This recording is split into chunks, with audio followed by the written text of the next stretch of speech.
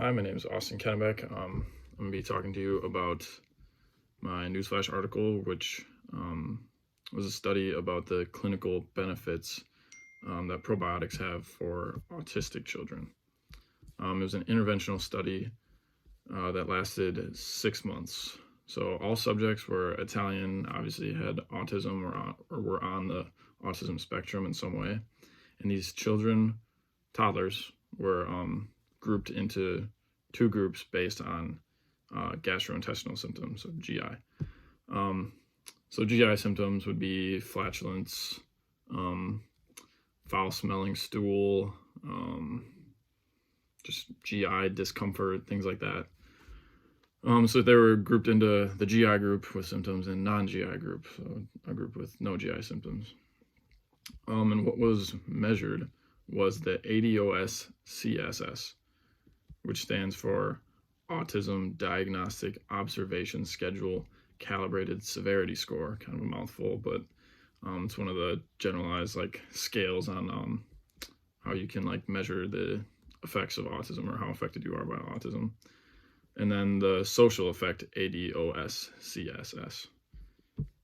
So the treatment or the intervention in this case was an oral administration of DSF, which is a probiotic marketed as Visbiome in the United States.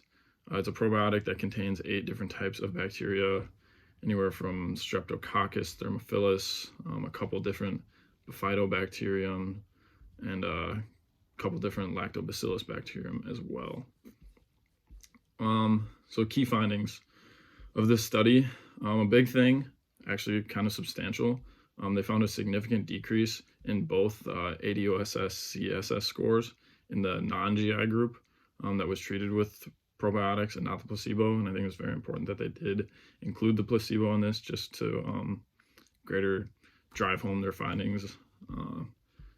So actual numbers here, the mean decline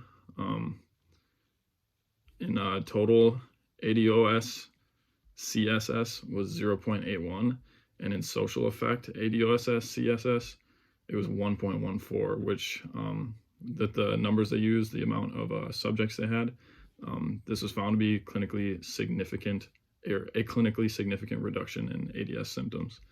There were other outcomes like in the GI group that weren't statistically significant, so I'm not even going to mention those because one of the reasons why some of these numbers aren't statistically significant is that parents would pull their kids out of this. Like they had quite a few dropouts, which is why I think there needs to be some more research gone into this, and just to get more subjects to be able to make these findings more significant.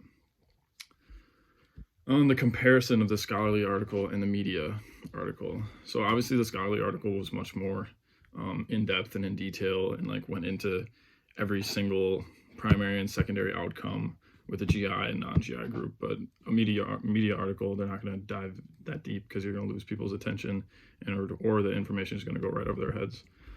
But both articles mention the duration of the study and the same significant results, the 0.81 and 1.4 mean reduction for each respectable score. The media article implies that the subjects were given a probiotic, but does not go into detail about the probiotic like the scholarly article, naming all the different types of bacterium and how many packets were given a day for what duration. Both articles do mention statistical relevance. Obviously, the scholarly article goes into much more detail again, really driving home what was statistically significant and what wasn't. But the media article actually does pull a couple direct quotes that I think really kind of solidifies how relevant this study is, and just that it actually pulls direct quotes with their findings. So I think that was a good touch in the media article. My discussion. So how this research applies. So obviously this research applies to children who are on the autism spectrum and their parents. However, what I kind of took home from it, obviously, I don't have autism or know anyone that has autism, but I think this is this would be a cool door to like for more research to get into if this actually, because this study shows that like there is promise in doing more research in this and trying to lessen the effects of autism. And I think when people think of nutrition, they think of eating right, your diet, like exercise, etc., like your main things. But people, I think, forget about the dietary supplement aspect and like how probiotics are a dietary supplement. And I think this kind of can drive home how important it is to have a healthy gut microbiota.